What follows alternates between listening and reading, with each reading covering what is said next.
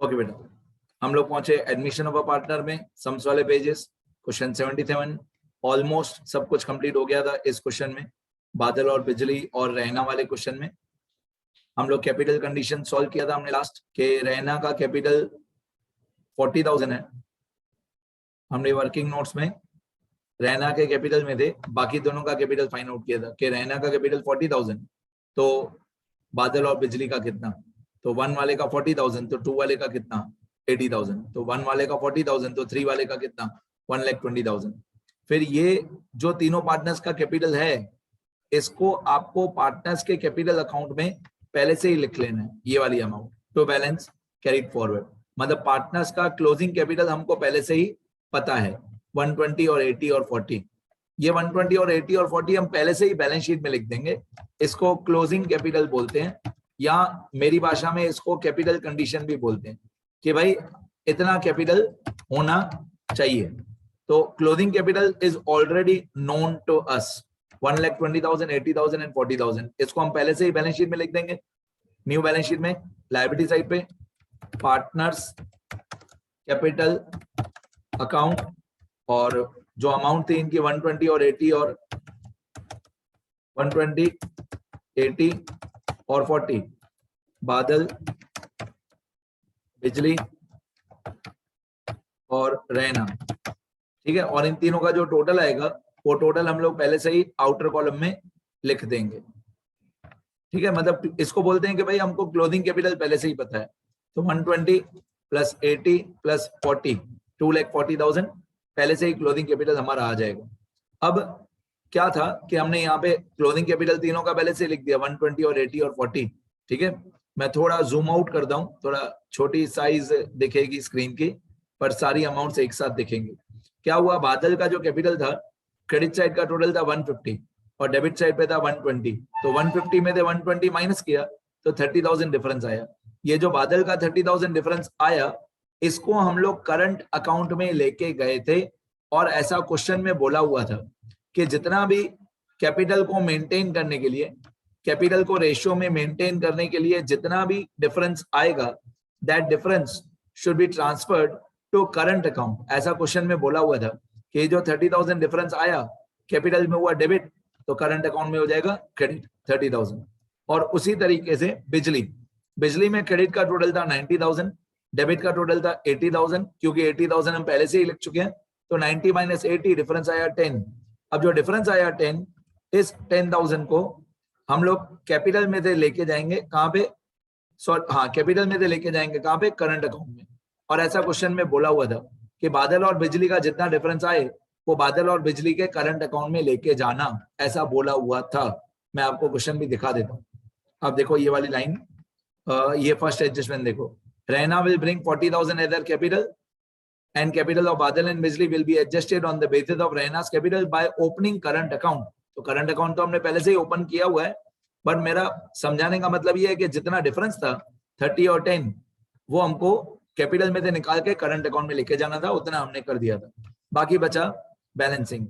तो बैलेंसिंग तो इस चैप्टर की इजी होती है, रिवैल्यूएशन का डिफरेंस पार्टनर्स के करंट अकाउंट में, बाकी सारे अकाउंट्स का डिफरेंस बैलेंस शीट में। बस मेरे को सिर्फ बैलेंसिंग बतानी है, मैं धीरे धीरे शुरू करता हूँ। अब ये रिवैल्यूएशन अकाउंट का क्रेडिट का टोटल, तो ऑब्वियसली रिवैल्यूएशन अकाउंट का क्रेडिट का टोटल है 0। अब रिवैल्यूएशन का डेबिट का टोटल है 20,000, तो डिफरेंस आएगा 20,000। ये जो डिफरेंस आया 20,000, इस 20,000 को हम दो पार्टनर्स में डिस्ट्रीब्यूट करेंगे। बादल को शेयर मिलेगा और बिजली को शेयर मिलेगा। ये एक्चुअली लॉस है, यहाँ पे ये 15 और 3 और 2 तीनों लॉसेस हैं, तो ये नेट डिविजिबल लॉस हुआ। इसको हम लेके जाएंगे बाय पार्टनर्स करंट अकाउंट। जितना भी हमारा नेट डिविजिबल लॉस आया, ये हम पार्टनर्स के करंट अकाउंट में लेके जाएंगे 20,000 को। कौन से रेशियो में, ओल्ड रेशियो में। तो ओल्ड रेशियो क्या था, 3:2 था, मेरे को याद तो है, फिर भी मैं देख लेता हूँ एक बार। ये रहा 3:2। कोई भी चैप्टर हो, कोई भी प्रॉफिट हो, कोई भी लॉस हो, कोई भी रिजर्व हो, डिस्ट्रीब्यूट करने के लिए हमको बोलना है ओल्ड पार्टनर्स ओल्ड रेशियो। तो 20,000 को मल्टीप्लाई बाय 3/5 और 20,000 को मल्टीप्लाई बाय 2/5, तो ये हो गया 12,000 और 8,000, ठीक है। आउटर कॉलम में 20,000। अब 12 और 8 यहाँ पे हुआ क्रेडिट, तो पार्टनर्स के करंट अकाउंट में होगा डेबिट।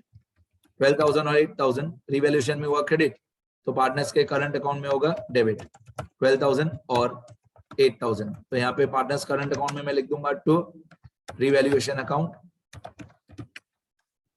और ये एक्चुअली में लॉस है, रिवैल्यूएशन का लॉस है 12 और 8। ठीक है, चलो तो रिवैल्यूएशन में हुआ 12 और 8 क्रेडिट, तो पार्टनर्स के करंट अकाउंट में हुआ डेबिट। अभी हम करंट अकाउंट को टैली करते हैं, करंट अकाउंट का डिफरेंस निकालते हैं। तो करंट अकाउंट में दोनों साइड का टोटल करते हैं धीरे धीरे। पहले बादल का क्रेडिट साइड का टोटल, तो इक्वल टू सम, बादल का क्रेडिट का टोटल है चार अमाउंट का 63,600। अब बादल का डेबिट का टोटल, बादल के करंट अकाउंट का डेबिट का टोटल है 12,000। अब डिफरेंस, तो डिफरेंस में 63,600 माइनस 12,000 तो ये आएगा 51,600। इस 51,600 को हम लिखेंगे टू बैलेंस कैरी फॉरवर्ड, और आपको मालूम है मैं क्वेश्चन मार्क लगाता हूं हमेशा, क्वेश्चन मार्क मतलब डिफरेंस।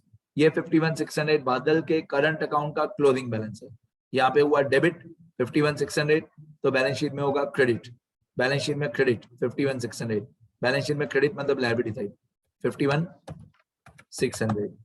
ये बिल्स पेबल और क्रेडिटर्स को मैं थोड़ा नीचे लेके जाता हूँ, बिल्स पेबल और क्रेडिटर्स को ऊपर से मिटा देता हूँ। तो ये बादल का करंट अकाउंट है, इसको बोलेंगे पार्टनर्स करंट अकाउंट। पहले कैपिटल था, अभी करंट अकाउंट, मतलब कैपिटल को अलग से लिखना है न्यू बैलेंस शीट में, करंट अकाउंट को अलग से लिखना है। ये बादल के करंट अकाउंट का क्लोजिंग बैलेंस, करंट अकाउंट में हुआ डेबिट, तो न्यू बैलेंस शीट में हुआ क्रेडिट 51,600। आगे इसके बाद हम लोग बिजली का करंट अकाउंट टैली करेंगे। तो बिजली का क्रेडिट का टोटल, बिजली का क्रेडिट का टोटल है 24,400, डेबिट का टोटल है 10,000। अब 24,400 में से 10,000 माइनस 24,400 माइनस 10,000 तो आएगा 14,400। ये भी आ रहा है हमारा डेबिट, 14,400 डेबिट, यहाँ पे डेबिट तो लायबिलिटी में क्रेडिट 14,400, न्यू बैलेंस शीट में लायबिलिटी साइड पे क्रेडिट 14,400, नाम इसका बिजली है। अब इसके बाद करंट अकाउंट है तीसरे पार्टनर का, रैना का। रैना के करंट अकाउंट में क्रेडिट साइड पे भी जीरो है टोटल, और डेबिट साइड पे भी जीरो टोटल है, जीरो जीरो। तो रैना का कोई भी करंट अकाउंट का बैलेंस है ही नहीं। ठीक है, तो उसको मैं न्यू बैलेंस शीट में नहीं लिखता हूँ। अभी partners capital account, partners capital account का बैलेंस था 120, 80, 40, ये मैं पहले से ही न्यू बैलेंस शीट में लिख चुका हूँ 120, 40, 80, ये रहा 120, 40 और 80। इसके बाद है हमारे पास कौन सा अकाउंट है, कैश अकाउंट। ये कैश अकाउंट है, कैश अकाउंट में डेबिट का टोटल, तो ये आएगा 30, 40, 74,000, ये आएगा 74,000, मतलब कैश अकाउंट का डेबिट का टोटल है 74,000 cash and bank. 74,000 minus zero, तो बैलेंस कैरी फॉरवर्ड आएगा 74,000। इस 74,000 को मैं लिखूंगा by balance carry forward, question mark मतलब डेबिट माइनस क्रेडिट। अब ये 74,000 क्लोजिंग बैलेंस यहाँ पे हुआ क्रेडिट, तो न्यू बैलेंस शीट में होगा डेबिट मतलब एसेट। यहाँ पे क्रेडिट हुआ तो न्यू बैलेंस शीट में डेबिट मतलब asset 74,000 closing cash and bank balance 74,000। आगे इसके बाद गुडविल, गुडविल अकाउंट हमेशा टैली हो जाएगा, इसको मैं बोलता हूँ नो बैलेंस, तो नो बैलेंस मतलब गुडविल अकाउंट जो है आपका टैली हो जाएगा।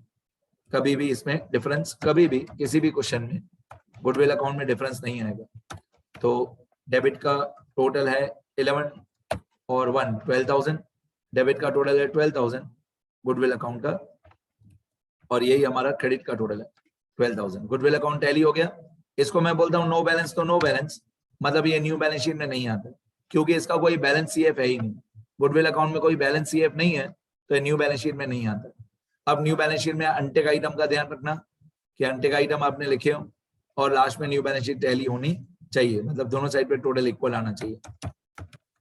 अब न्यू बैलेंस शीट, ये हमारा एसेट्स का टोटल 1, 2, 3, 4, 5 अमाउंट है, एसेट साइड पे 5 अमाउंट है, और एसेट का टोटल है 3,40,000। अब लायबिलिटी का टोटल, लायबिलिटी का टोटल 2,74,000 आ रहा है, लेकिन बैलेंस शीट टैली नहीं हो रही है।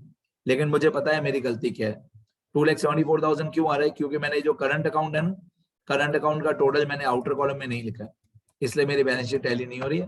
तो मैं करंट अकाउंट को आउटर कॉलम में लेके जाऊंगा, इक्वल टू 51,600 प्लस 14,400। जैसे ही मेरा टोटल आउटर कॉलम में आएगा, नीचे टोटल जो 2,74,000 आया था वो टैली हो जाएगा, चेंज हो जाएगा।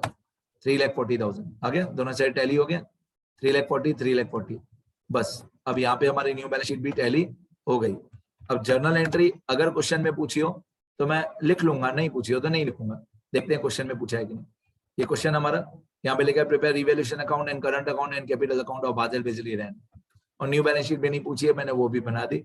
जर्नल एंट्री नहीं पूछी है, अगर पूछेंगे तो आप लोग सॉल्व कर सकते हो। जर्नल एंट्री मैंने सिखाया है, कोई नया टॉपिक नहीं है जर्नल एंट्री में, ठीक है। डन। अब मैं एक बार स्क्रॉल कर देता हूँ, पूरा आंसर अभी आप लोग लिख सकते हो। मेन कैपिटल कंडीशन ही था कि रैना के कैपिटल में थे, बाकी दोनों का कैपिटल हमने फाइंड आउट किया। अब देखते जाओ, ये टॉपिक लिखना सम्स वाले पेज में, जो मैंने टॉपिक लिखा है ऐसे ही लिखना कि नए पार्टनर के कैपिटल में थे, पुराने पार्टनर्स का कैपिटल हमने फाइंड आउट किया। 40 में से 80 और 120 फाइंड किया। ये क्वेश्चन है आपका, यहां तक क्वेश्चन है। ये answer revaluation account, partners current account. जब करंट और कैपिटल दोनों दिए हो तो सारी एंट्रीज करंट अकाउंट में ही करते हैं। मतलब गुडविल की एंट्री, रिवैल्यूएशन की एंट्री सब करंट अकाउंट में करते हैं। सिर्फ जो नया पार्टनर कैपिटल लेके आया 40,000 वो कैपिटल अकाउंट में करते हैं, बाकी सारी एंट्रीज करंट अकाउंट। ठीक है, इसको बोलते हैं फिक्स्ड कैपिटल अकाउंट मेथड। क्या बोलते हैं? Fixed capital account method. सारी एंट्रीज करंट अकाउंट। ये कैश अकाउंट है, ये गुडविल अकाउंट है, ये new balance sheet. Journal entry पूछी नहीं है, मैंने ब्लैंक छोड़ दिया। ये वर्किंग नोट्स, केस ए।